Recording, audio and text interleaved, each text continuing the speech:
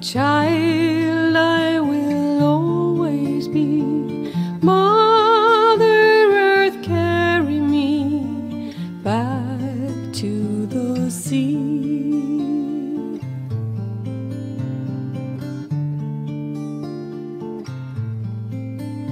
The moon, she's waiting, waxing and waning. The moon, she is waiting for us to be free.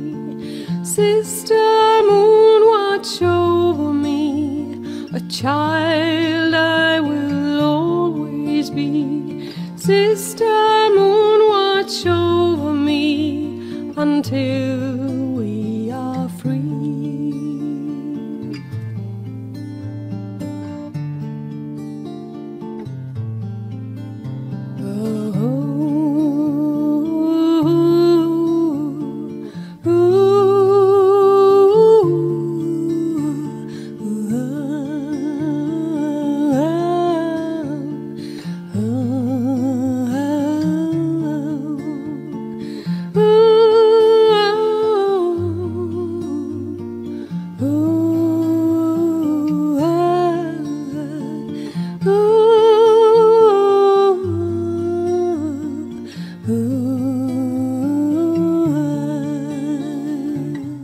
Então, boa tarde a todos. Boa tarde.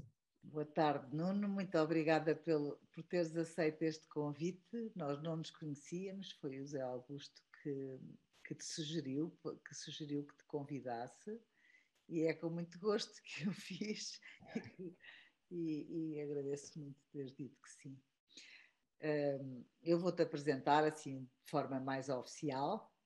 Então, o Nuno, o seu primeiro contacto com a astrologia aconteceu através dos fascículos do Planeta Agostini, nos anos 90, mas o percurso na astrologia começou quando um amigo, um dia na brincadeira, lhe lançou o desafio: vai estudar astrologia.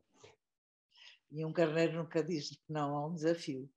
Então começou nessa viagem e teve a felicidade de encontrar excelentes mestres de astrologia como o José Augusto, o José Luís Santos, o João Medeiros em Portugal e vários outros astrólogos no estrangeiro.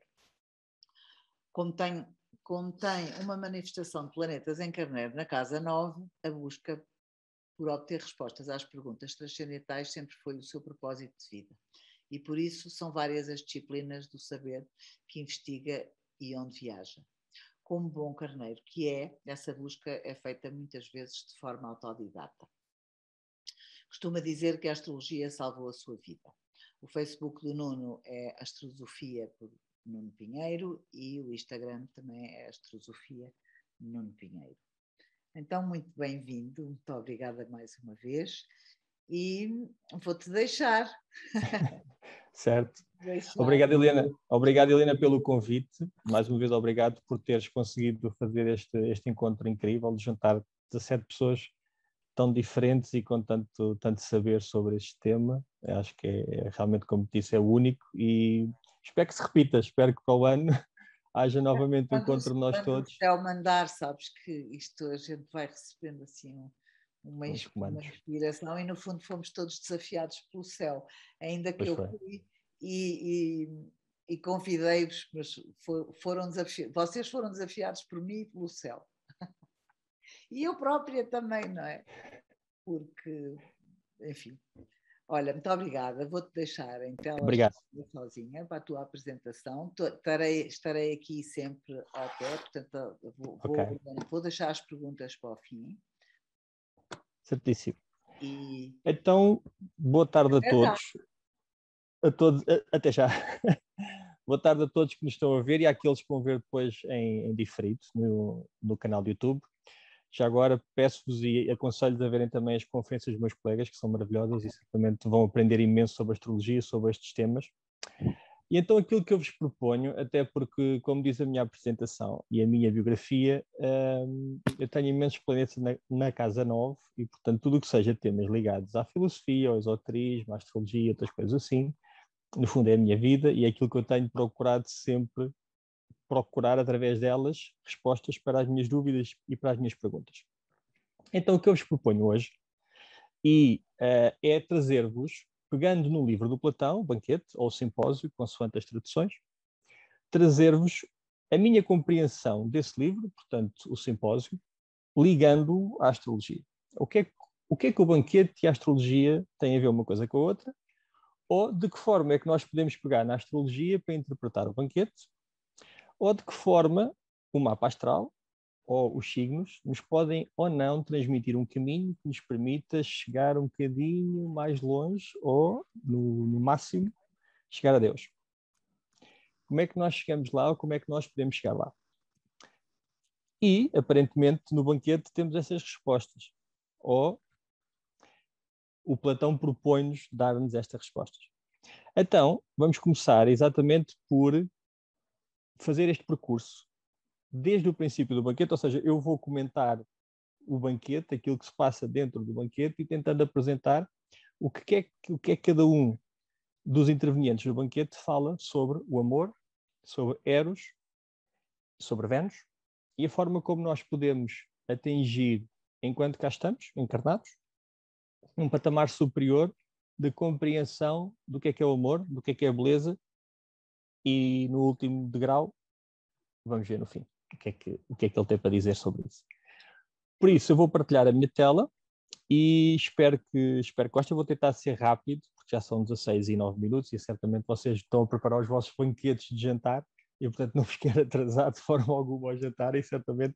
E já agora agradecer-vos por terem perdido estas últimas horinhas de praia, para estarem aqui a ouvir. Portanto, eu vou compartilhar a minha tela.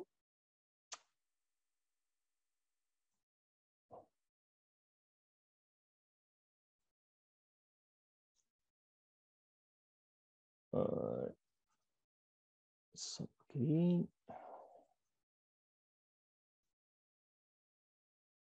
Ok, estão todos a ver? Sim, perfeito. Está tudo? Pronto. Então, vamos começar então.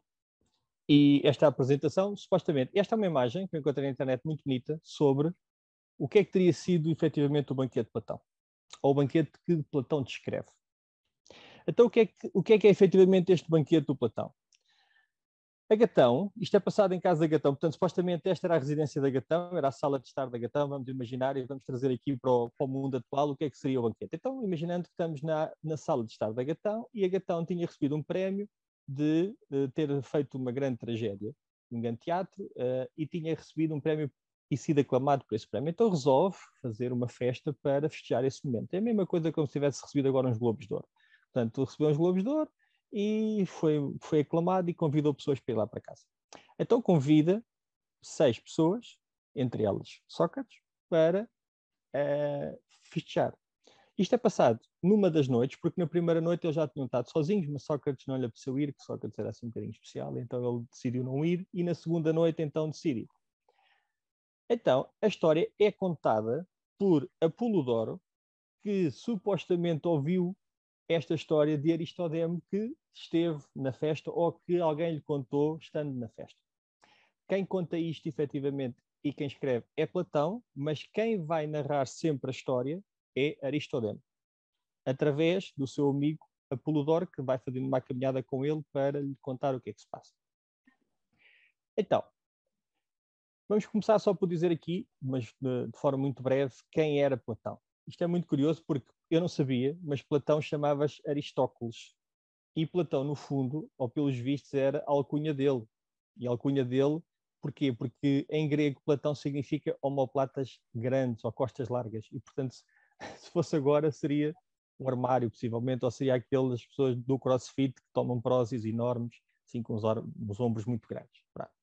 Então, Platão era alguém que era muito influente em Atenas, era de uma família politicamente muito importante, era descendente então de Solon, que fez a Constituição grega, possuía bastantes bens materiais e por causa disso dedicou-se à filosofia. Conhece Sócrates em 409, com 18 anos de idade, e em 388 a.C., após a morte de Sócrates, fundou o que ainda hoje é a sua obra mais conhecida, que é a Academia, onde ele conseguiu juntar num só sítio em Atenas aquilo que nós hoje podemos, se calhar, falar da primeira universidade, ou da primeira protótipo de universidade ou de faculdade, em que ele consegue juntar várias pessoas de vários saberes para ensinar naquilo que era as 7 nobres artes antigas. Os livros mais conhecidos, ou alguns mais conhecidos que Platão escreve, é a República, a Apologia de Sócrates, o Timeu, o Fédon e o Fedro. E, obviamente, este que nós estamos aqui a falar agora, o Banquete ou o Simpósio. Então, estes são os participantes do banquete. É Fedro, Pausânias, Erixímaco, Aristófanes, Agatão e Sócrates. No fim, aparece outro personagem, que é Alcibíades, que era o amante de Sócrates. Mas esse não entra aqui para as contas, para aquilo que é necessário e para aquilo que é interessante agora aqui nesta apresentação. Portanto, temos aqui 6 pessoas que vão discursar todas elas sobre a natureza e o que é Eros e o que é o amor. Todos eles. Exatamente porque, no princípio do banquete, eles começam a comer e há um deles que se queixa, exatamente o anfitrião, que é Agatão, que diz que estava muito ressacado da última bebedeira da noite anterior. Então achava que o melhor era não continuarem a beber, porque senão iriam entrar novamente em excesso. Então chegam todos a acordo, e o acordo é, em vez de estarem a beber, até cair para o lado, vamos tentar criar aqui um ambiente muito, muito aprazível e vamos começar a falar e fazer discursos. Por exemplo, na Grécia, parecia que era algo muito usual. Hoje em dia, não me parece que quando 6 homens se juntassem, fossem ter discursos sobre Eros ou sobre o amor. Mas pronto, na altura era assim. Então, efetivamente, o que é que eles decidem? Decidem começar a louvar ou fazer discursos, cada um à sua vez, sobre a natureza de Eros ou sobre a natureza do amor. Então, o primeiro que vai discursar é Fedro. Então, o que é que Fedro nos diz? A primeira noção que Fedro tem é que Eros é o mais antigo dos deuses. E, portanto, não tem genealogia sequer. Não há pai, não tem mãe. E ele cita Hesíodo e Parménides para afirmar que Eros surgiu logo no caos primordial, logo na criação do mundo. E eu transcrevo aqui uma parte do banquete em que ele diz: primeiro foi o caos, depois a terra de grande seio, eterno e seguro fundamento de todas as coisas, e depois Eros.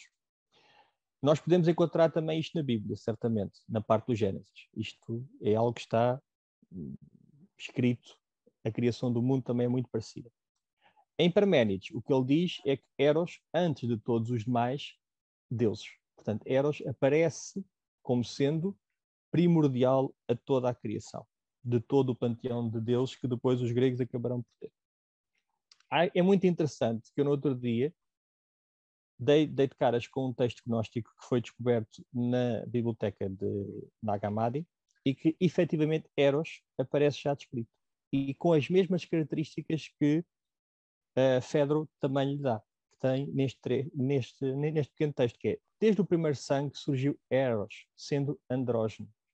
A sua masculinidade é Iminieres, sendo fogo da luz, e a sua feminilidade está com ele, uma alma de sangue, e é da substância da pronoia. Ele é muito adorável em sua beleza, tem um charme superior a todas as criaturas do caos, e então todos os deuses e seus anjos, quando viram Eros, se apaixonaram por ele. Portanto, Eros, aparentemente, e em várias culturas, e de forma descrita de várias maneiras, aparece como sendo um dos primeiros deuses da criação. E aqui é muito curioso isto. É muito curioso. Entretanto, o que ele diz também, Fedro também acrescenta que Eros apenas está nas boas ações. Ou seja, Eros é aquela força que impulsiona o herói a cometer boas ações. Nunca está nas más ações.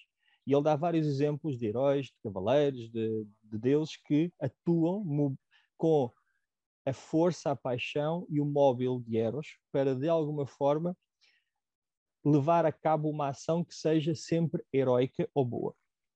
Portanto, e por isso também ele diz que os amantes estão sempre muito mais próximos de Deus do que os amados.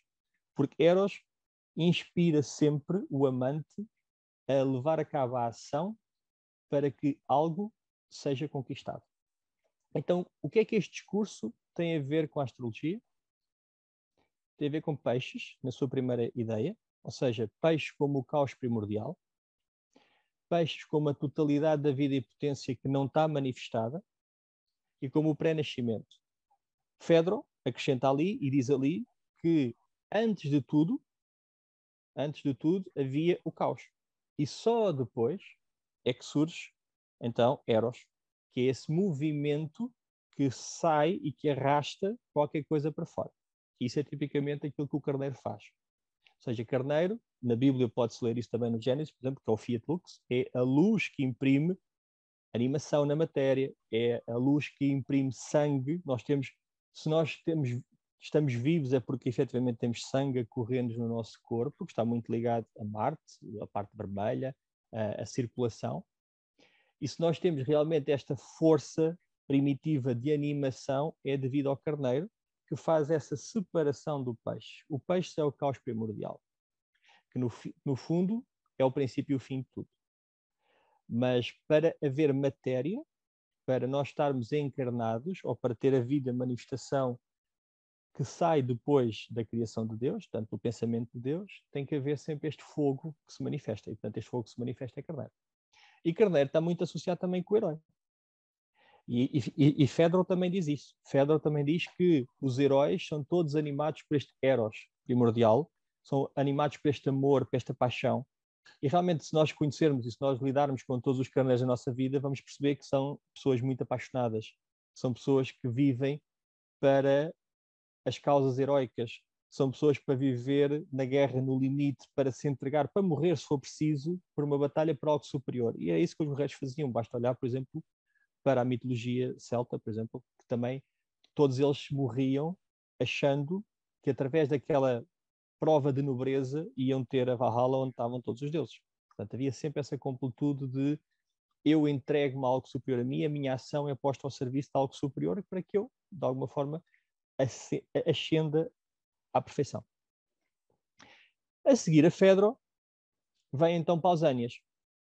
E Pausanias começa por dizer que, olha, Fedro, eu gostei muito do teu discurso, acho que tu falas bem, tens uma boa dicção, mas eu não concordo nada que hajam boas ou más ações. Na minha ótica, as boas e as más ações só existem pelo motivo pelo qual as fazemos. E, portanto, se Eros é bom e belo, então quer dizer que, à partida, as nossas ações terão que ser movidas sempre pelo bem.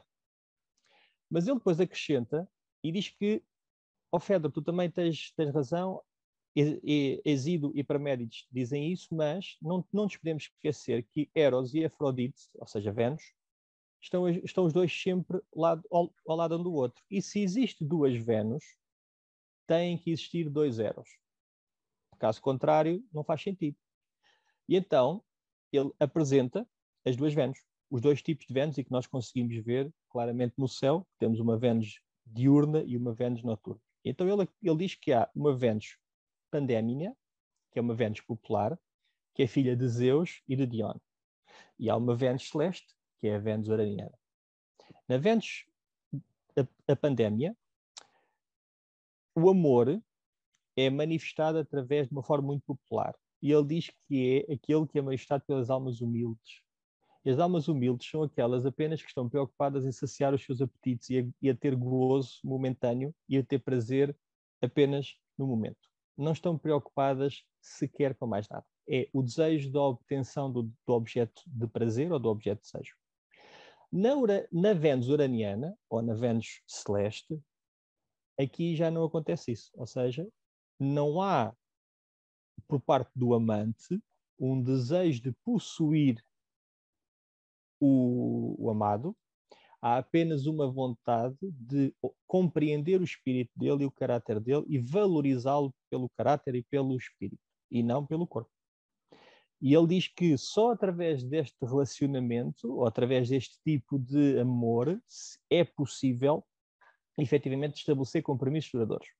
Caso contrário, não é possível, porque todas aquelas pessoas que se regem pela Vênus pandemiana, aquilo que vai acontecer é que, assim que vêem o amado a envelhecer, o amado a deixar de ser tão belo, o amado a ter uma ação um bocadinho menos de acordo com aquilo que eles estão à espera ou que eles projetam, deixam essa pessoa.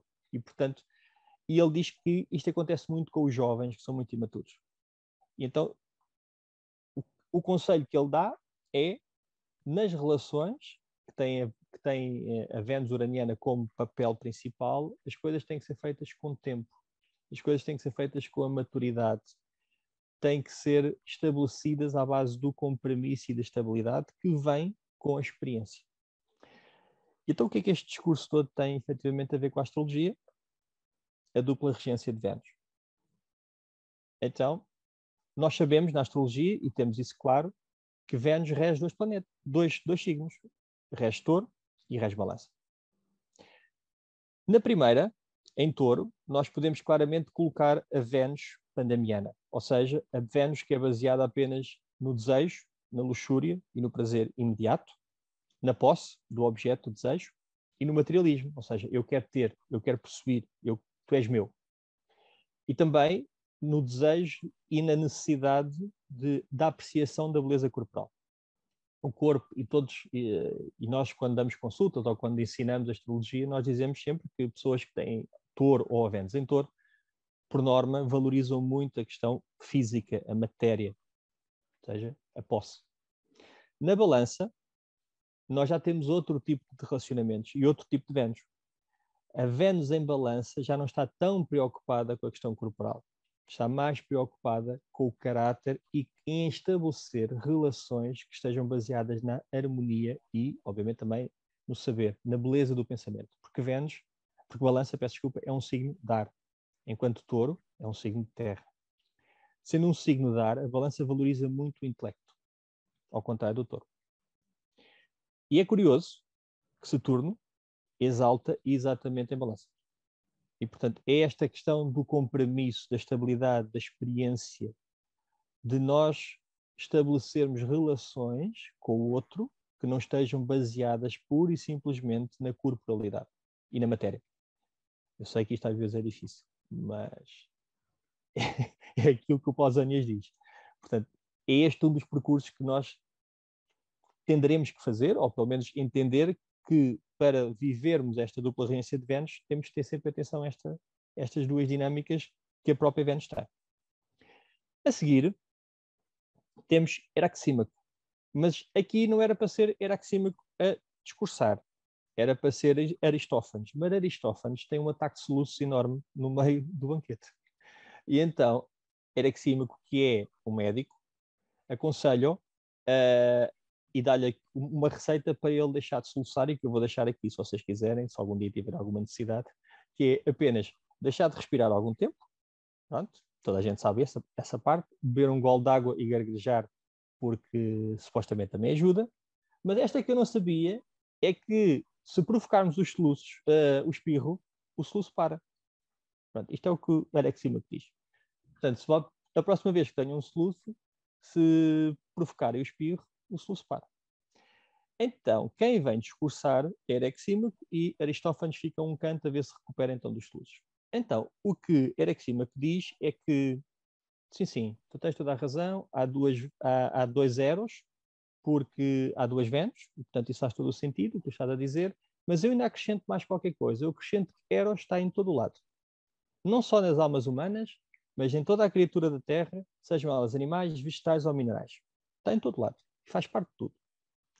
Mas tendo e concordando contigo que, Pausanias, que efetivamente ele está em todo lado, aquilo que eu vejo enquanto médico é que realmente Eros tem uma dupla manifestação. Então, tem uma manifestação na saúde, e ele manifesta-se quando nós estamos num corpo e com a mente sã, e manifesta-se no desequilíbrio, que é quando nós não estamos com o corpo são e com a mente sã.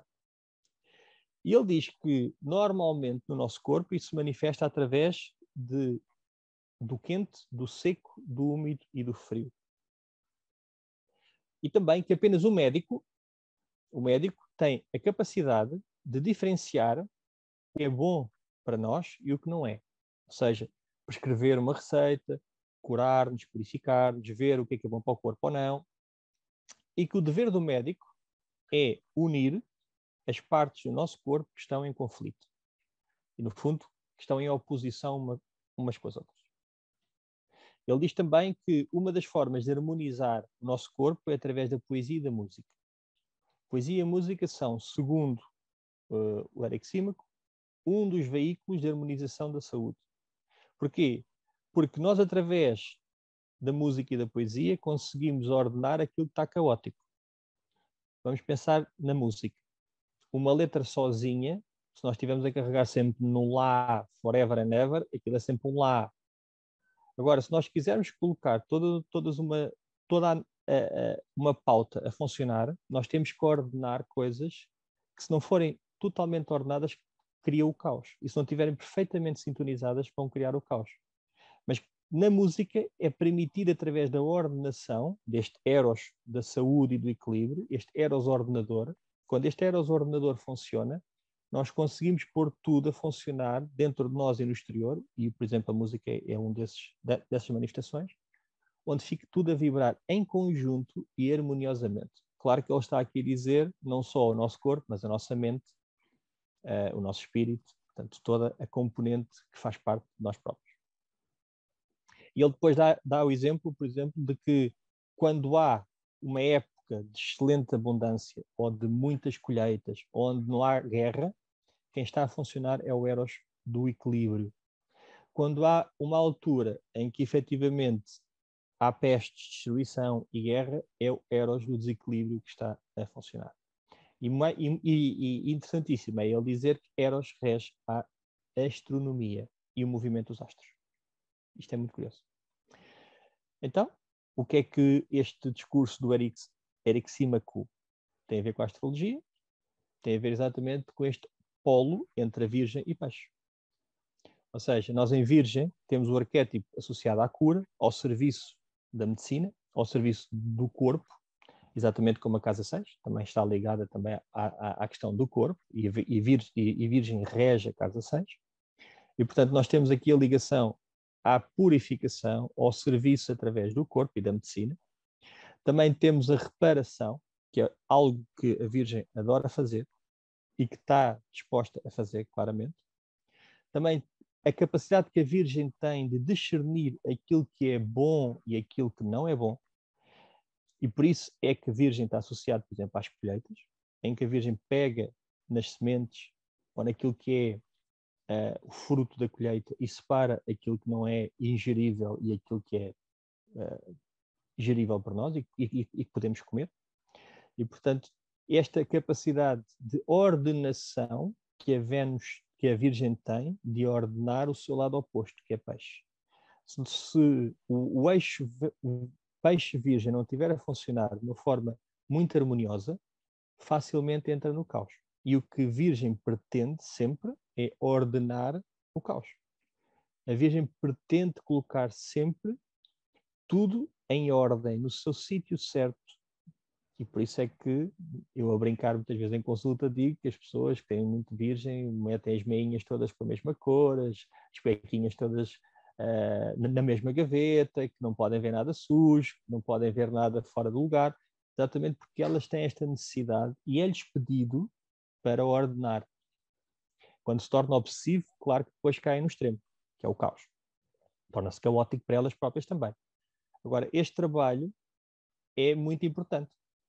Porque, caso contrário, quem tem esta energia de peixes não consegue ir buscar as ideias, a sensibilidade, a criatividade, o belo, aquilo que não é visível, o intangível, não consegue trazer depois para a matéria, porque não consegue ordenar.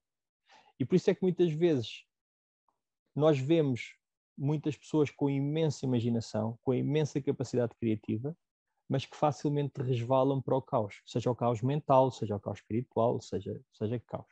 Porque não têm a capacidade de ordenação e de discernimento entre aquilo que é bom e aquilo que não é.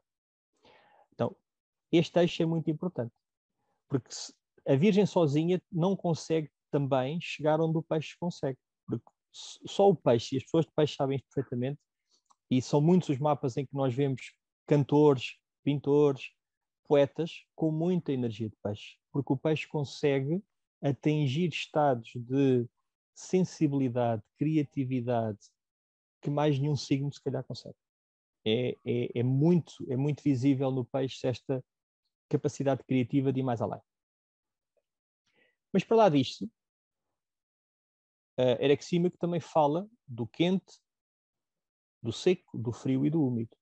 E o que ele está ali, no fundo, a dizer, e está ali, no fundo, a transmitir-nos é, por um lado, os elementos, por outro lado, as qualidades e, por outro lado, os temperamentos. Ou seja, o que é que são os elementos? Primeiro, os elementos é o ar, o fogo, a terra, a água e o ar. E da conjugação dos elementos nascem as qualidades. E estas qualidades, depois, permitem chegar àquilo que eles antigamente, na antiguidade, definiam como os 4 temperamentos. E esses 4 temperamentos permitiam também definir tipos de personalidade e tipos de saúde. O que é que a pessoa precisava? O que é que a pessoa necessitava para se curar? Por exemplo, uma pessoa que tenha muito fogo, é aconselhável comer alimentos que tenha terra, porque a terra vai, de alguma forma, apagar-lhe aquele fogo que ele tem em excesso. Uma pessoa que tenha muito ar, é aconselhável tomar qualquer coisa que tenha a ver com água. Ou com terra também, para puxar. Pessoas que tenham muita água, por exemplo, ou que tenham muita terra e que sejam muito rígidas, é bom que entrem em contacto com o ar para conseguirem suavizar, para conseguirem sair daquela estrutura fixa onde se colocam. É isso que ele também está a dizer, é isso que ele também nos está a transmitir com aquele texto. Mas, por outro lado, ele também fala de oposição. Ele diz que, quando há um desequilíbrio, há 2 partes que estão opostas uma à outra a lutar.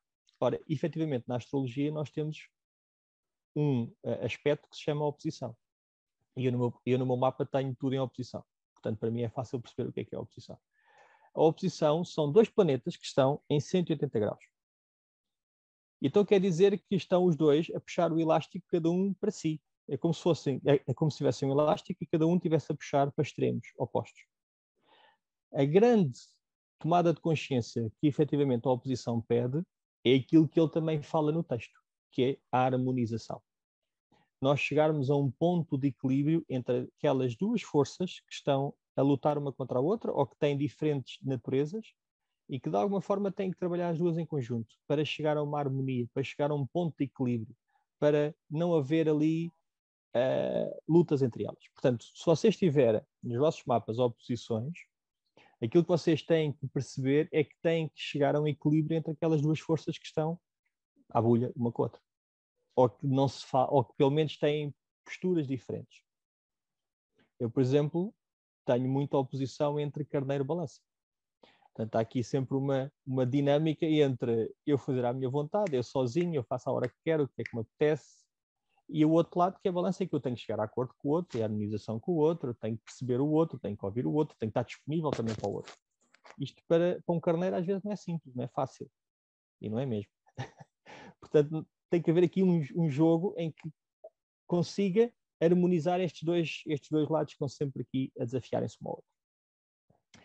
Então, Aristófanes confirma que realmente os soluços passam com o espirro. Portanto, ele no banquete confirma que sim, senhora, é bom, essa técnica funciona. E vamos falar então agora de outra coisa que ninguém tinha falado no banquete, que é, sim, senhora, vocês têm todos razão, há um Eros primordial, depois Eros divide-se em 2, mas temos que falar de uma coisa que é a natureza do homem. E então ele diz que no princípio do princípio, não havia apenas 2 tipos de homem, mas havia 3 tipos de homem. E um último tipo de homem, que nós não conhecemos hoje em dia, que era o andrógeno. Então, ele diz que todos os homens eram compostos pela sua duplicidade. Então, todos eles tinham 4 braços, 2 cabeças, 4 pernas, portanto, e andavam a rebolar em roda, até que eles tornaram-se muito, mas muito fortes, e tornaram-se muito inteligentes, e quiseram ir assaltar o Olimpo. E Zeus não achou muita piada a isto. Então Zeus decretou que eles fossem cortados ao meio. Zeus, ao contrário daquilo que nós pensamos em Júpiter, Zeus não é só bonzinho, às vezes Zeus também se irrita, muitas vezes. Então Zeus irritou-se ali um bocadinho e cortou o pessoal ao meio. Então, e para lá disso foi bom para Zeus porque assim tinha mais gente para o servir. Portanto, ele era bastante pragmático nisto. O que é curioso aqui é que ele diz que na natureza do homem havia sempre um homem com mais um homem. E havia a natureza da mulher com outra mulher. E havia a natureza do homem com o homem, que é o tal andrógeno. quando é cortado ao meio, o homem que é cortado ao meio fica separado daquele homem e, portanto, vai andar sempre à procura daquele homem para sempre.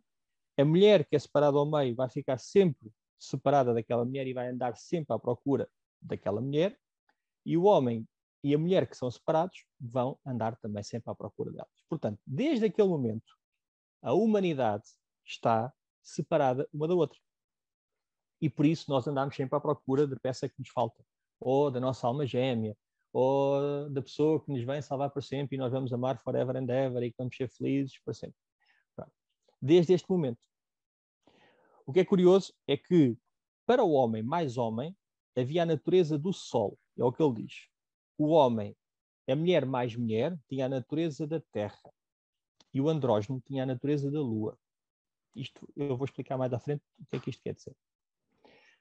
Nesta divisão que acontece, faz com que nós, desde essa altura, como eu disse, estamos sempre à procura daquilo que nos falta. E o objetivo, então, segundo Aristófanes, é, ao longo da nossa existência, irmos à procura desta totalidade que nos falta.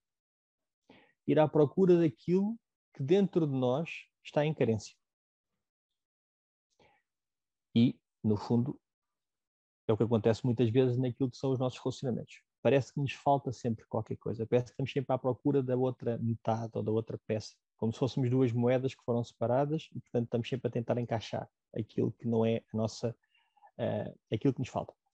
O que ele diz também é que, obviamente, o homem com o homem acabou por gerar a homossexualidade, a mulher com a mulher acabou por gerar a parte lésbica e o homem mais homem, segundo ele, acabou por gerar aqueles que acabariam por dar seguimento à humanidade.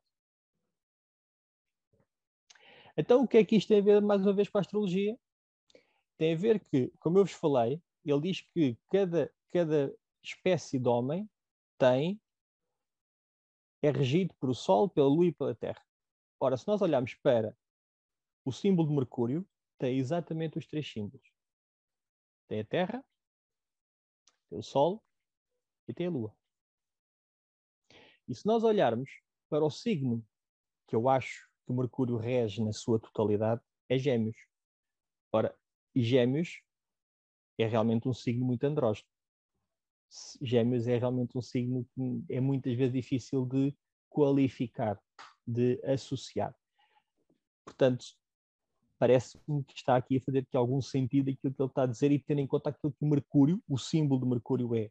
E tendo em conta o planeta, o signo, o símbolo de Mercúrio e o signo que Mercúrio rege, na minha ótica, que é Gêmeos. A Virgem também é atribuída à regência de Mercúrio, mas eu já tenho mais algumas dúvidas em relação a isso. Mas é algo que eu não posso ainda provar, portanto, não posso ficar muito. Agora, o que ele também diz é que nós temos aqui, fomos separados. E ao sermos separados, criou-se aqui um eixo, que é o eixo ascendente-descendente. Ou seja, a casa 1, que é o eu, e a casa 7, que é o outro, que é a balança. E esta separação, no mapa natal de cada um de vós, é aquilo que efetivamente é aquilo que vocês são, casa 1, e aquilo que vocês procuram no outro, casa 7. Ou aquilo como é que vocês veem o outro, ou como é que vocês vivem a relação com o outro. E, no fundo, a vossa expectativa perante o outro, ou aquilo que vocês esperam que o outro vos traga. Esta relação é exatamente que o Aristófanes está a falar. Por outro lado, e agora só aqui um salto quântico para a alquimia, na alquimia, um dos grandes trabalhos, e eu adoro alquimia e sou fascinadíssimo pela alquimia, um dos grandes trabalhos da alquimia é a formação do rubis. E o rubis é exatamente a formação do hermafrodita, ou seja, a junção dos dois polos. Mas atenção aqui, que a junção dos dois polos não é o homem e a mulher, é o princípio. É o princípio masculino e o princípio feminino. Espírito e alma. E é curioso que o trabalho da alquimia é denominado como solve e coagula, ou seja, separa, que foi isso que Zeus fez, irritado, separou-nos, para no fim unir as partes. Exatamente, é a mesma coisa. Dito de outra forma, noutra linguagem, noutra ciência, mas é exatamente o mesmo tema. E agora vamos parar aqui só um bocadinho para tentar perceber que o Platão, se calhar, aquilo que nos está a dizer e aquilo que nos está a tentar transmitir é toda uma ordenação cósmica de como é que as coisas funcionam. Porque ele primeiro fala de um eros, da unidade. Mas depois ele diz que afinal há dois. E há dois. E a pessoa que era suposto vir falar em terceiro lugar não fala. Quem fala é a pessoa que vem falar em quarto e que diz que há 4 elementos: a terra, a água, o fogo, o ar e o fogo. E a pessoa que era suposto vir em terceiro vem em quarto e afinal diz que há 3 tipos de homens andrógenos: o homem-mulher e o homem-mulher. Portanto, o homem-homem, a mulher-mulher e o homem-mulher. Portanto, se calhar o Platão, neste bocadinho, estava-nos a dar toda a composição de como é que isto se materializou desde o princípio da existência até agora. Se calhar, digo eu. Se calhar. Voltando ao discurso. Então, Agatão pega no discurso de Aristófanes e diz-lhe: olha, não. Desculpa, mas na minha ótica, Eros só está naquilo que é bom. Eros é perfeito. Eros tem tudo aquilo que é belo. Eros abomina a violência, abomina tudo aquilo que seja a velhice, o fim, e ele só está disposto a viver o prazer e o desejo, e a temperança e a justiça. Portanto, nada em Eros é mau. Não pode ser mau. Portanto, para mim, Eros está dotado apenas de coisas boas. E ele até dá o exemplo de que Eros é aquele que doma Marte. Há aquela cena mitológica em que pela única vez em que Marte descansa é quando fica apaixonado por Afrodite através de Eros. E, portanto, é Eros que o domina. Portanto, Eros domina até propriamente a fúria, o ódio, a violência. Portanto, em nada esse tipo de componentes mais negros ou mais ou menos subtis envolvem Eros. Eros consegue dominar tudo. Então, mais uma vez, o que é que isso tem a ver com a astrologia? Tem a ver com a astrologia exatamente estes 3 planetas. Numa primeira fase, obviamente, a beleza, Vênus, porque se ele diz que Eros está em tudo o que é belo, está em tudo o que é bom e apenas no que é bom e no prazer e na fluidez e na justiça, então está ligado a Vênus, porque é esse o signo, ou é esse o planeta que nós associamos a essas características. E ele depois diz que tudo isso está em contraponto e que Eros não existe na violência, na imprudência e no ódio, tem a ver com Marte, e em Saturno, que tem a ver com a velhice, a fialdade e a melancolia. Portanto, Eros não está nunca associado a eles, a estes 2 planetas. Está apenas associado a Vênus. E, portanto, não podemos ver, em parte nenhuma, Eros ligados a estes 2. O que é curioso que são 2 planetas que, na astrologia clássica, são sempre considerados os maléficos. Então, chega a vez de Sócrates. Sócrates é uma pessoa muito especial no discurso e está sempre um bocadinho à parte e está sempre um bocadinho contra todos. Então o que Sócrates vai dizer é que só fala se o deixarem falar à maneira dele. Caso contrário, não fala. Então todos aceitam e todos dizem que sim, senhora. Então Sócrates fala lá como tu achas que deves falar. Então Sócrates começa por perguntar a Agatão uma questão que é: olha, Agatão, deixa-me lá ver se eu percebi bem aquilo que tu acabaste de dizer. Então, se o amor, se nós quando amamos alguém, amamos alguma coisa ou alguém, certo? E Agatão diz-lhe sim. Então, se eu amo alguma coisa ou alguém, quer dizer que eu amo alguma coisa exterior a mim. E Agatão diz-lhe sim. Então, se eu amo alguma coisa exterior a mim, quer dizer que eu não tenho aquilo que eu amo. E Agatão diz que sim. Então ele diz-lhe: então, se há alguma coisa que eu não tenho, então quer dizer que Eros não tem o bom e o belo, porque Eros está à procura, então, no outro e lá fora do bom e do belo. E Agatão diz que sim, senhora, pronto, tens razão. Não deveria ter falado, não deveria ter dito aquilo que disse e tens razão. Mas, nesse momento, Sócrates diz-lhe: olha, eu vou dizer-vos e vou-vos comentar aquilo que uma sacerdotisa me comentou sobre o amor e que me iniciou nestas questões do amor, que se chama Diotima.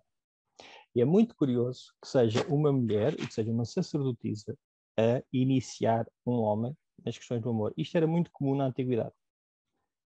qualquer homem, antes de atingir a maioridade, teria que ser iniciado nas questões da sexualidade e, portanto, ou do amor, e normalmente iam ter com sacerdotisas, onde eram feitos esse tipo de ritual, onde eles acabariam por descobrir, ou ser-lhes contado e desvelado, tudo o que era o amor, ou a questão da sexualidade também.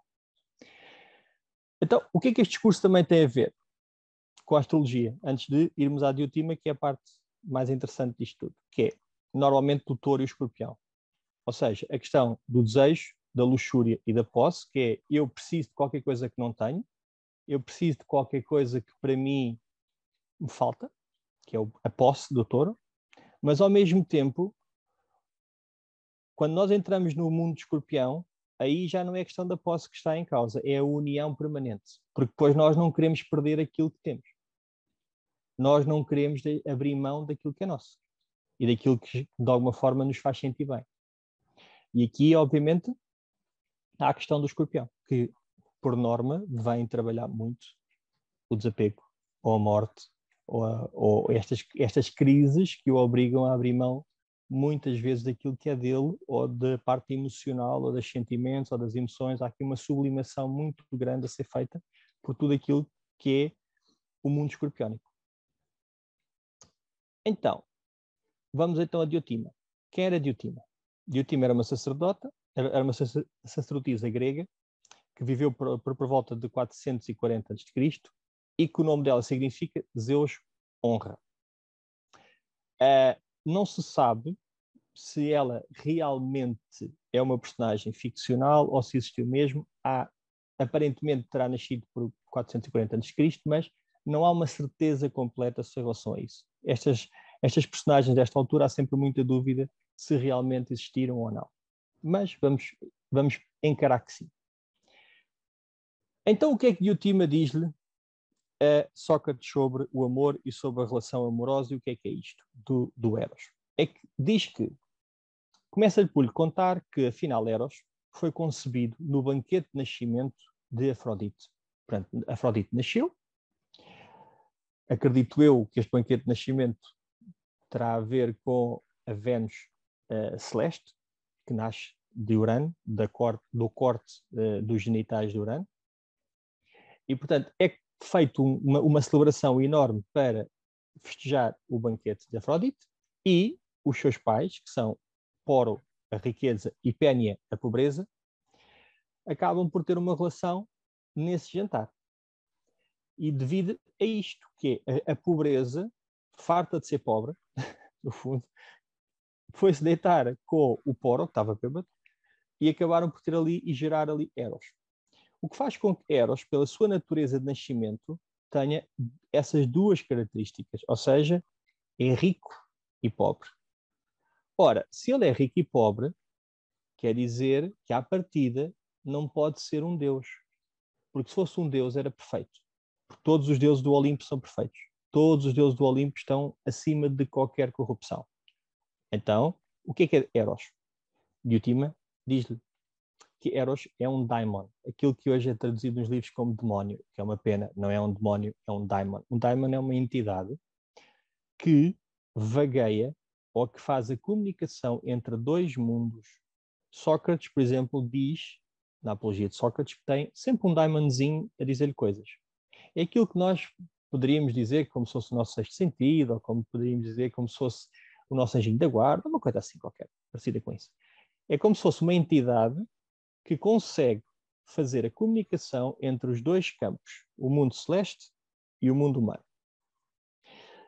E essa capacidade que ele tem é que nos permite, por exemplo, comunicar, e os deuses comunicarem connosco durante o sono, termos grandes inspirações durante o sono, ter grandes inspirações durante o dia, recebemos aquele sopro que parece que nos traz a resposta às coisas que nós precisamos, a questão da adivinhação, a purificação. Quando nós fazemos uma prece ou uma reza ou algo indicado ou virado para os deuses, é Eros que faz esse serviço, que pega nessa nossa informação ou nessa prece e eleva aos deuses, depois os deuses respondem e enviam para baixo. Então, o que ele diz também é que esse caminho feito por Eros só é possível e ele acaba por desempenhar uma função de meio termo. Este meio termo que nós temos entre o céu, que é perfeito, e nós, que somos imperfeitos, é aquilo que permite, e Eros permite-nos, chegar e compreender aquilo que é belo e aquilo que é bom. Caso contrário, nós não vamos conseguir. Se não for através de Eros. E ele diz que as únicas pessoas capazes de, efetivamente, atravessarem esse caminho serão os filósofos. Mas Eros, tendo nascido no momento em que Afrodite também nasce, eles estão os dois juntos um com o outro. E ele está plenamente apaixonado por ela. E estando apaixonado por ela, faz com que ele esteja sempre virado para aquilo que é belo. E para os gregos, aquilo que é belo é aquilo que é bom. As duas palavras estão as duas associadas quase uma à outra. Aquilo que é belo tem que ser automaticamente aquilo que é bom. Por caso contrário, não faz sentido, na beleza não há fialdade. Então, para nós mantermos, para o ser humano manter aquilo que é bom e aquilo que é belo, nós estamos sempre à procura e estamos sempre a olhar para a eternidade. E este caminho é o caminho, lá está, entre aquilo que está cá em baixo e aquilo que está lá em cima. E só através de Eros, do bom e do belo, é que aparentemente nós conseguimos atingir esse patamar divino. E ele diz que só há duas formas de fazer, ou através da procriação ou da contemplação. E mais para a frente vamos explicar isto. E aqui começa, então, agora passado este tempo todo, efetivamente o tema da minha apresentação, que é a Scala Amores, que é, quando Diotima inicia Sócrates, diz-lhe que há uma escada, ou que há uma ascensão através de uns degraus, que permite ao ser humano atingir aquilo que de mais sublime existe. E que esta escada, e que esta capacidade que o homem vai ter de ascender a vários planos, é a única coisa que lhe vai permitir compreender toda a dimensão do bom e do belo. No fundo, o que estamos aqui, o que ela vai, no fundo, revelar é um processo iniciático, pelo qual Sócrates passou, certamente, e pelo qual todos nós, na nossa vida, teríamos que o fazer para chegar onde ele chegou. Então, qual é esta escalada? Mas antes de chegarmos à escalada, quero também falar só este bocadinho sobre esta questão do mediador. Porquê? Porque ele, ao dizer que Eros é um mediador entre o céu e a terra, aquilo que nos está também a dar é exatamente o eixo meio do céu, fundo do céu. Porquê? Porque no fundo do céu nós temos a associação a caranguejo, que normalmente está associado às famílias, à mãe, à maternidade, ou seja, à geração de vida na Terra. E nós temos o Capricórnio, no meio do céu, onde está associada também à sabedoria, à velhice, ao Olimpo, ao alto da montanha. E é muito curioso que nos dois solstícios, um deles, o solstício de verão, está associado à porta dos homens, supostamente, segundo a tradição esotérica, é por ali que os homens encarnam, as almas encarnam nos homens, e na porta dos deuses, em Capricórnio, no meio do céu, é aí que há o contacto depois com os deuses. Mas aqui também, com esta mediação que existe entre o fundo do céu e o meio do céu, também temos Mercúrio novamente. Mercúrio está sempre no meio disto tudo, pelos vistos. Porque Mercúrio é associado ao mensageiro e Diotima diz-lhe claramente que Eros é um mensageiro. E que também está associado à magia, à purificação, à adivinhação, à arte, aos rituais. Então temos aqui Mercúrio que faz este trabalho de comunicação entre uma coisa e a outra. Porque na astrologia Mercúrio é o comunicador, é o mensageiro. Agora, o curioso é que mesmo na mitologia, Mercúrio era o único deus que acedia de uma forma clara ao Olimpo, e portanto ia lá acima ter com os deuses, receber as mensagens de Deus, e fez muitos trabalhos, entre aspas, a pedido de Zeus, mas também era aquele que ia muitas vezes ao Hades, ao fundo do céu, trabalhar com Plutão, ou com Hades. E que era ele que levava as almas para o fundo da existência, para depois estarem lá sossegadinhas, a passarem o seu purgatório e depois reencarnarem novamente. Então, temos aqui novamente Eros a assumir um papel quase de Mercúrio. E então vamos à tal escada e à tal ascensão que Diotima propõe a Sócrates, e que, se nós realizarmos isto na nossa vida, ou nas nossas vidas, ou na nossa existência, quanto elas forem, o objetivo é que consigamos, se calhar, iluminados. Quem sabe? Ou pelo menos ver as coisas de outra forma. Então, o que ela diz é que, isto é uma parte do livro em que ela diz que a obra singular do amor consiste em engendrar na beleza o corpo e o espírito. Engendrar as duas coisas. E isto vai fazer parte da escada. Então, como é que começamos a escalada? O que ela diz a Sócrates é o seguinte, que no princípio o homem vive num estado muito rudimentar de desejo, que é a epitímia, que no fundo é o desejo irracional de posse, sem discernimento, de um corpo físico, um desejo degenerativo que teria como objetivo apenas a gratificação sexual ou a geração de filhos, caso as pessoas fossem heterossexuais. Portanto, neste momento estaríamos num estado primitivo, em que os homens ou os animais estariam obcecados apenas com a sua sobrevivência. Ela, no livro, retrata muito esta questão relativamente aos animais, que é os animais estão dispostos a matar para manter a sua prole, estão dispostos a matar para acasalarem, se for preciso. E isto tem a ver com carneiro e com touro.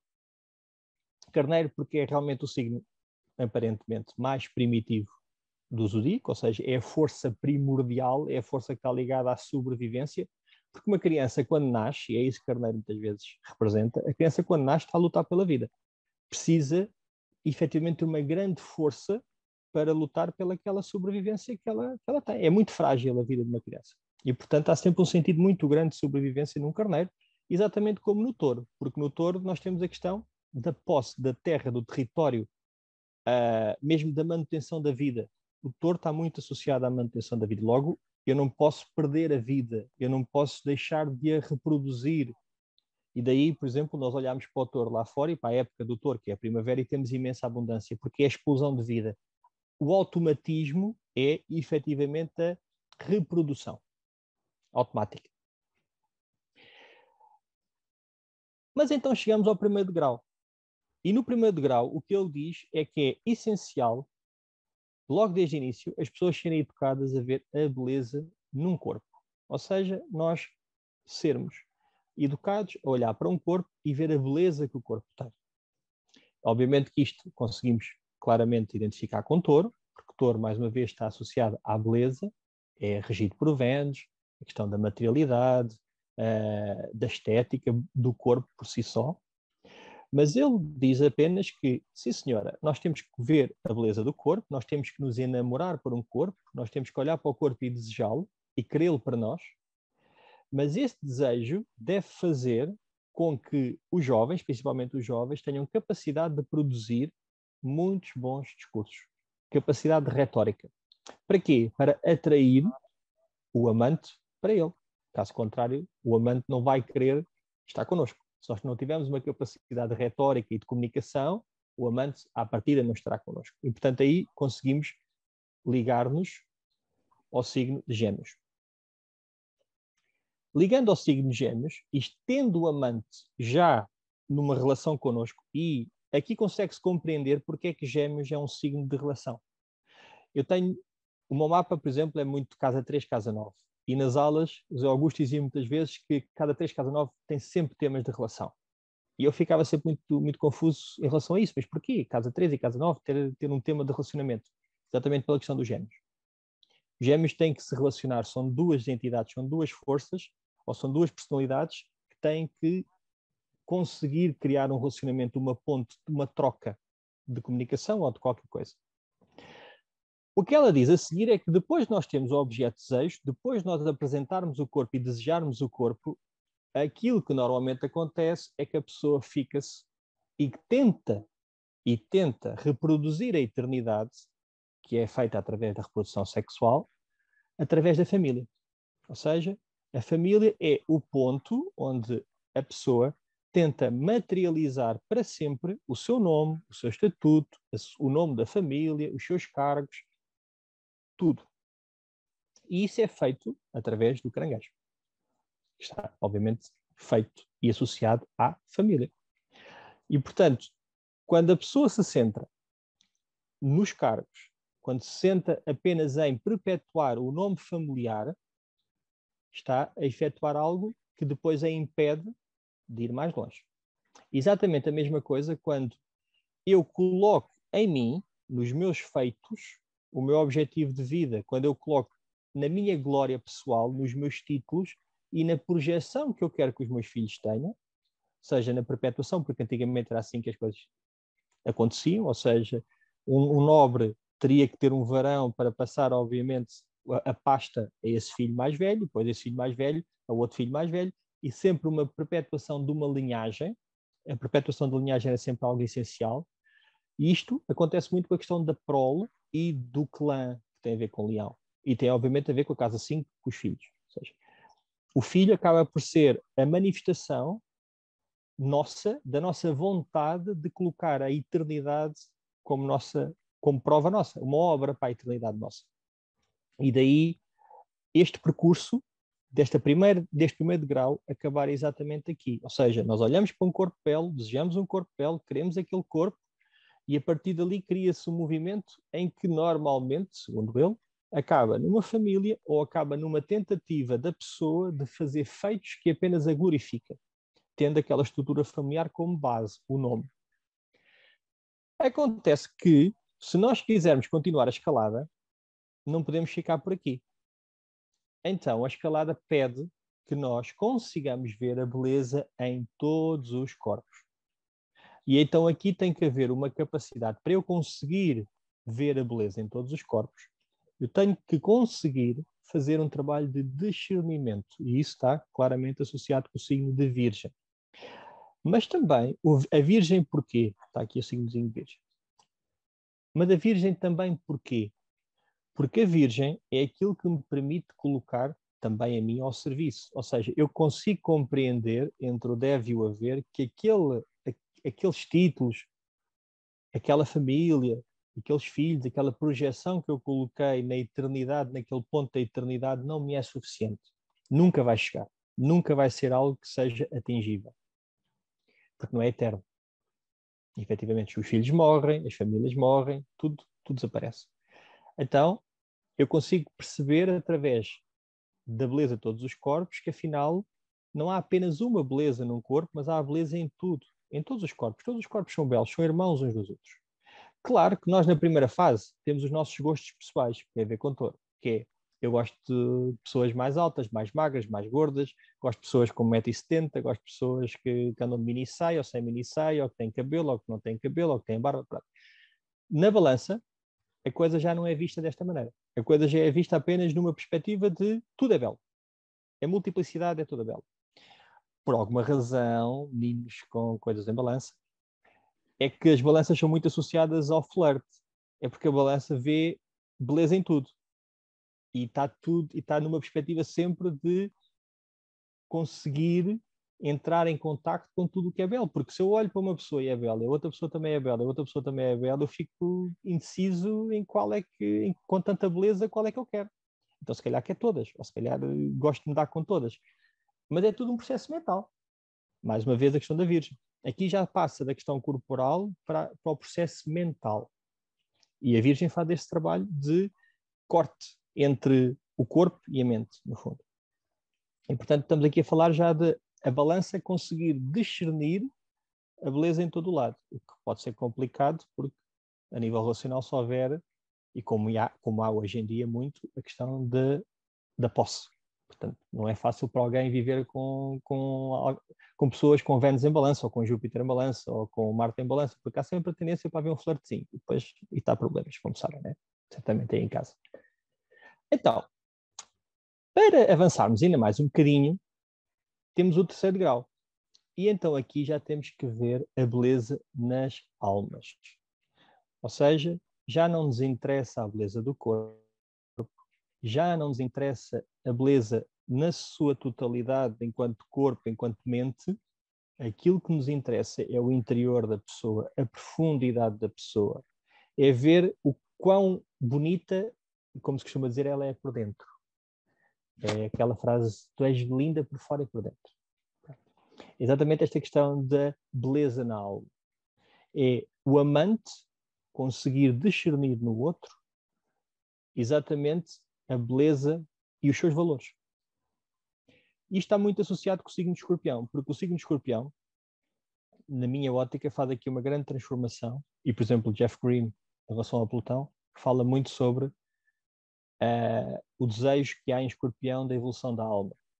E a fusão que existe, não só do corpo, mas também da mente, da alma. Há como se houvesse uma osmose energética que se dá ali no signo de Escorpião entre os dois objetos de amor, o amante e o amado. Há ali uma fusão mística que se dá. E, portanto, já não se está propriamente ao nível do corpo nem ao nível da mente, já se está noutro patamar, já está num patamar muito mais subtil, onde nós já nos ligamos por fios que já não são muitas vezes visíveis. São fios muito, muito perenes já. O que acontece é que, na minha ótica também, o Escorpião, e aqui estamos a entrar, e Diotima fala que nos 2 primeiros degraus nós estamos nos mistérios menores, e aqui nós entramos nos mistérios maiores, em que, efetivamente, o signo de Escorpião, na minha ótica, tem a ver com a iniciação em que, antigamente, a pessoa era levada quase a um estado de morte e conseguia ter acesso a qualquer coisa superior, a um entendimento superior da vida. Mas não nos ficamos por aqui. Não podemos ficar por aqui. Porque a seguir, o 4º degrau exige-nos a que nós consigamos ver a beleza nas leis, na ciência e no conhecimento. E porquê? Eu ontem, por acaso, estava a ver um documentário no Odisseia sobre matemática. E há uma parte em que a pessoa que está a apresentar o programa pega no livro do Euclides, de geometria, e diz que o livro diz coisas muito básicas, muito simples. Mas a verdade é que, passado 2000 e tal anos, aquelas verdades que Euclides coloca ali a nível geométrico e matemático nunca se alteraram. São sempre permanentes, são eternas, porque não há forma de as alterar. Nós não podemos alterar um círculo, os graus que um círculo tem. Nós não podemos alterar os ângulos que um triângulo tem. Não dá. Portanto, é permanente, é eterno, é uma lei universal, divina, que está colocada e ordenada na nossa existência e que, por muito que o homem tente alterar, por muito que o homem tente dizer que não é assim, não dá. E esta é a beleza de efetivamente entrarmos em contacto com as leis. E as leis têm efetivamente a ver com Sagitário. Então, quando nós entramos em contacto com Sagitário, ou por exemplo com o Casa 9, que é onde eu tenho 4 planetas, nós estamos sempre em contacto com as leis. Estamos sempre a tentar perceber como é que isto está ordenado. Estamos sempre a tentar perceber a verdade. Estamos sempre a tentar entrar em contacto com aquilo que é mais superior, com as verdades que estão eternas, que são eternas para todos nós. E essa compreensão permite-me ver uma beleza no mundo que eu antes, por exemplo, de conhecer a astrologia, ou de conhecer a geometria, ou de conhecer a alquimia, por exemplo, eu não conseguia ver. Eu não entendia.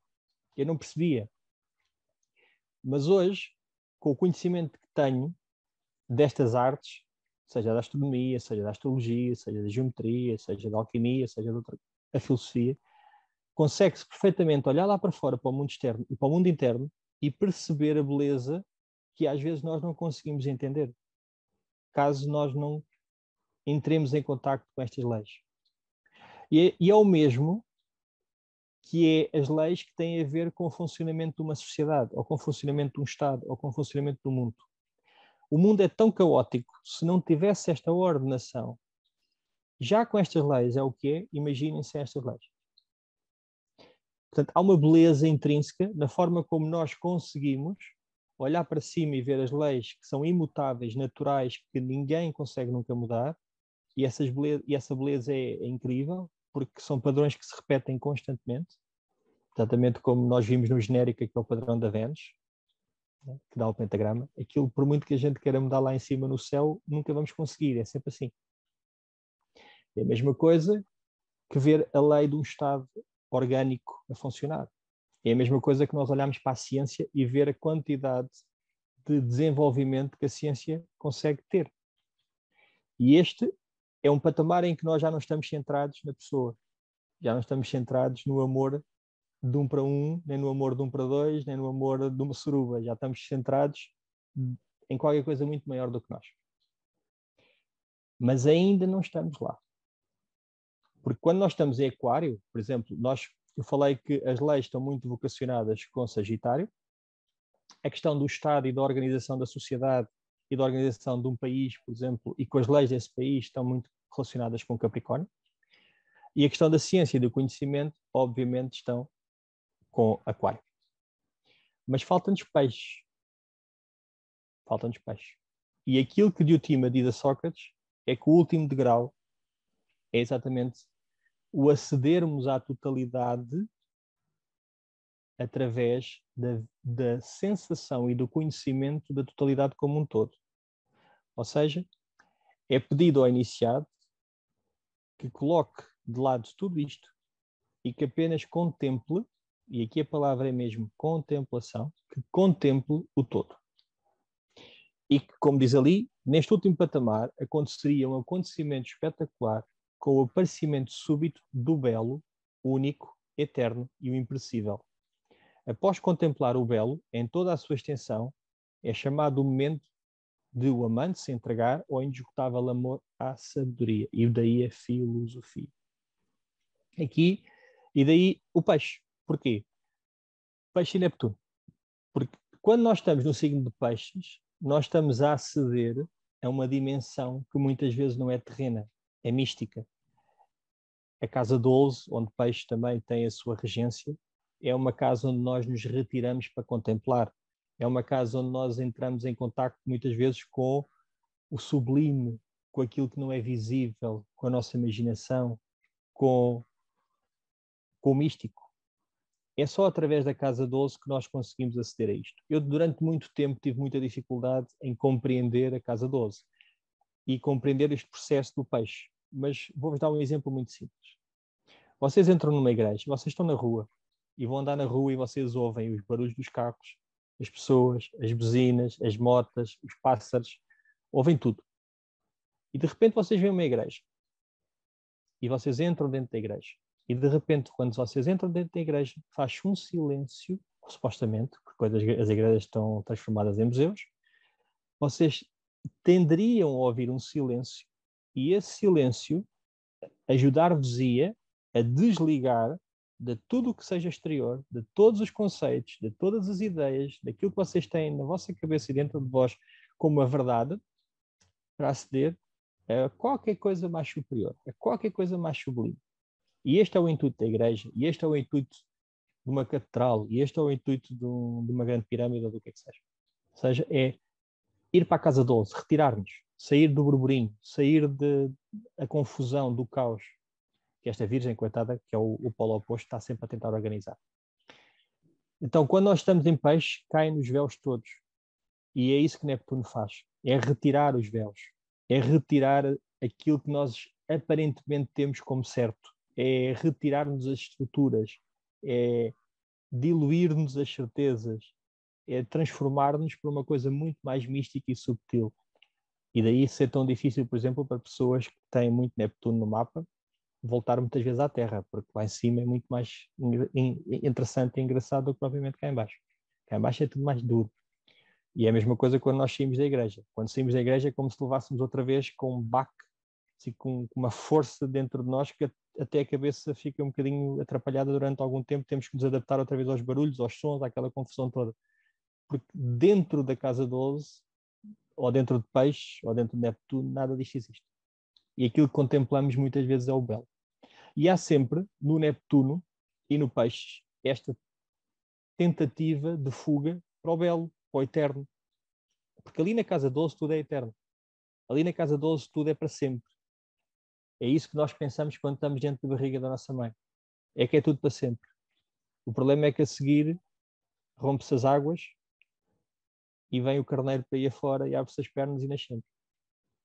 Por caso contrário, nós estaríamos sempre na eternidade da barriga da nossa mãe. E é isso que nós estamos sempre a tentar procurar, no fundo, é voltar outra vez à barriga da mãe. Mas é da grande mãe, se calhar, do grande cosmos, do grande útero, da grande existência. E, portanto, estes são os caminhos que nós temos para percorrer, se quisermos, se quem estiver disposto, quem quem tiver vontade e quem sentir esse apelo de percorrer para chegar a algo superior. Não é fácil, porque passar, por exemplo, da escada 1 para a escada 2 é uma trabalheira. Nós deixarmos de estar apaixonados por um corpo para ver a beleza em todo o corpo, isso já dá uma confusão enorme, quanto mais desapegar-nos dos corpos para achar tudo só belo na alma. Isso já dá pano para mangas para aí 3.400 encarnações. Mas temos de ser positivos, pode ser que a gente consiga acelerar o passo.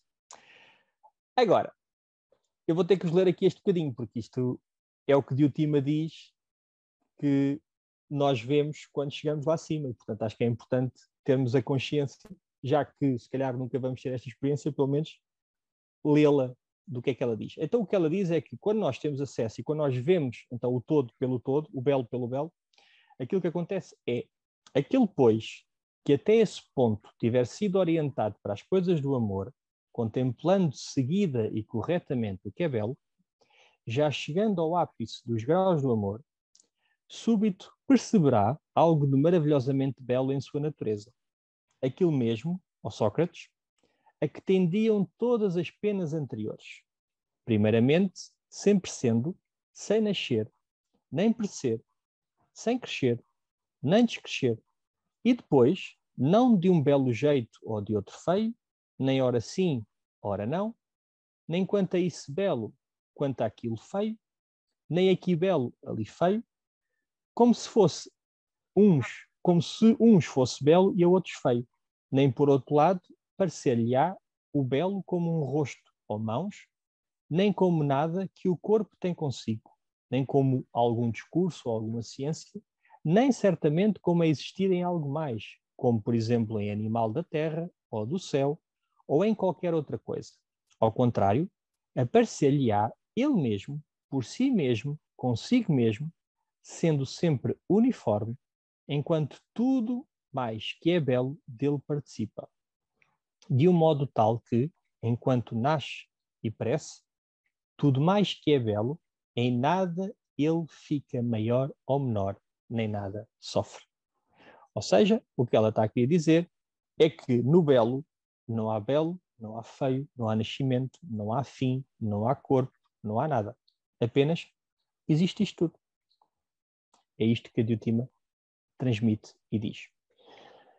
Para finalizar, trago-vos aqui apenas um esquema mais apresentadinho, que acaba por resumir toda a escadaria, que é, no fundo, uma pirâmide, em que nós começamos por amar um único corpo, a seguir tenderemos a ver a beleza em todos os corpos, a seguir tenderemos a ver a alma como o fator de amor, a seguir a ver as leis, as virtudes e o conhecimento como o nosso grande enfoque amoroso, e por último, o uno.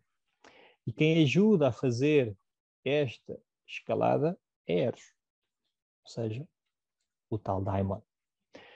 Mas, pegando na teoria de Platão, e mais uma vez na sua divisão que ele criou de corpo, mente e alma, nós conseguimos dividir também estas 5 escadarias, ou estes 5 degraus, nestas questões, que é, na primeira fase, na questão do corpo e dos múltiplos corpos, nós estamos ainda na secção da soma, que é o corpo, é a beleza física, estamos nos sentidos, na aparência, estamos naquilo que é efêmero, naquilo que vai morrer, naquilo que vai desaparecer. Os nossos corpos, eu não sei se vocês já repararam, mas morrem, desaparecem. Portanto, não há que valorizar muita coisa. Mas ele diz também, atenção a isto, que não se deve desprezar o corpo, deve-se gostar do corpo e ter muito prazer com o corpo, é uma coisa muito maravilhosa. Mas não se deve dar demasiada importância quando se quer ir para outros lados. Depois, o que ele diz é, quando nós estamos na parte da alma e das virtudes, nós estamos a aceder à beleza intelectual. E, portanto, temos aqui a psique, a questão da psique da mente. Ou seja, estamos a aceder à beleza que está colocada na nossa mente. Nós temos acesso através da nossa mente, da nossa capacidade de raciocínio, nossa capacidade contemplativa através do pensamento. Mas, se quisermos efetivamente então chegar ao último degrau, como eu falei, é a beleza espiritual. E aí já não há intelecto, já não há aparência, é a essência. E a essência é igual em todos nós. A nossa essência é igual em todos.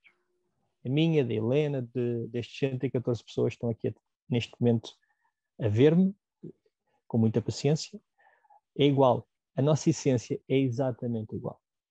E este é o trabalho que o Platão convida, através de Sócrates, para nós fazermos. Quem estiver disposto, força. Tem aqui um bom começo. Para acabar, e espero que estejam todos acordados ainda, se quiserem ver na astrologia onde é que está o planeta, o asteroide Eros, vão, ou, por exemplo, ao astro.com e coloquem 433. E no 433, depois gerem um mapa e ser-vos-á dado a posição do asteroide Eros.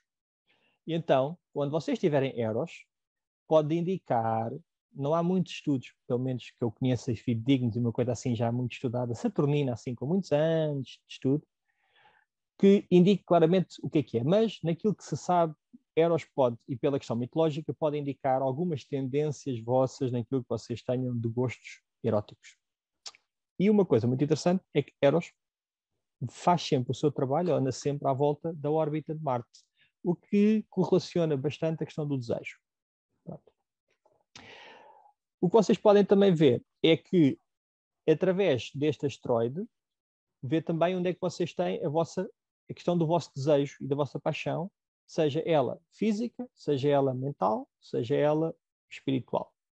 Eu acredito mais nesta questão do Eros, ainda não está muito estudado, não há aqui grandes certezas sobre ele, mas se quiserem ir estudando e vendo os vossos mapas, se bate certo, por exemplo, ou se vocês, através de um trânsito ou de uma progressão, conseguem ver que foi ativado e conheceram uma pessoa muito importante na vossa vida, que vos mudou a vida, ou para quem vocês tiveram muito desejo, ou para quem vocês estiveram perdidos de amores, força. Se tiverem algum feedback, digam-me.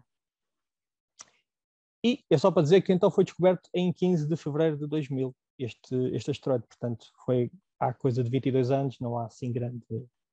Demora muito tempo a estudar um asteroide e ver as características que batem certo ou não com a mitologia, o que é que ele influencia ou não influencia no mapa. E pronto, chegamos ao fim.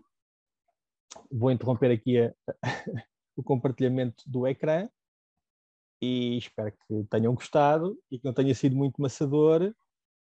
E se tiver alguma dúvida, alguma questão, que seja rápida, porque às 8 da noite temos outra.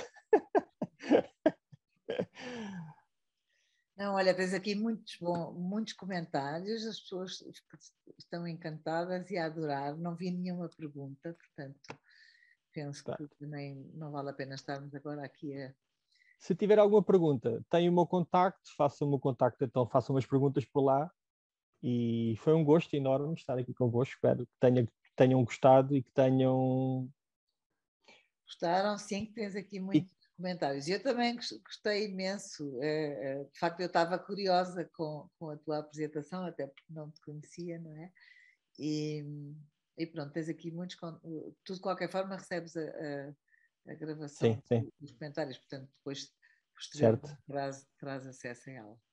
Está bem, Nuno, muito obrigada. Muito obrigado a todos, foi um prazer. Helena, foi um prazer conhecer também. Daqui a meia hora cá estaremos de volta para a do Luís e da Sandra. Que será espetacular, certamente também. Então, até já, Nuno. Obrigada. Obrigado, então até já. Obrigado a todos por terem visto. Obrigado.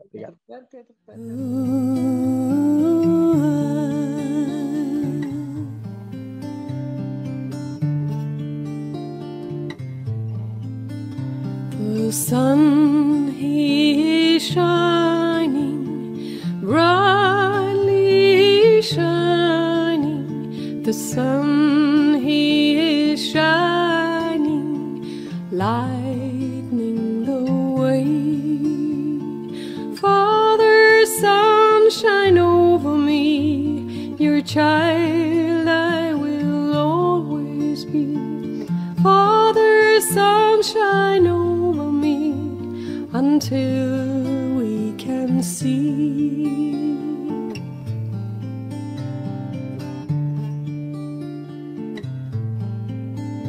The fire is burning, destroying and healing. The fire is burning for us to be pure.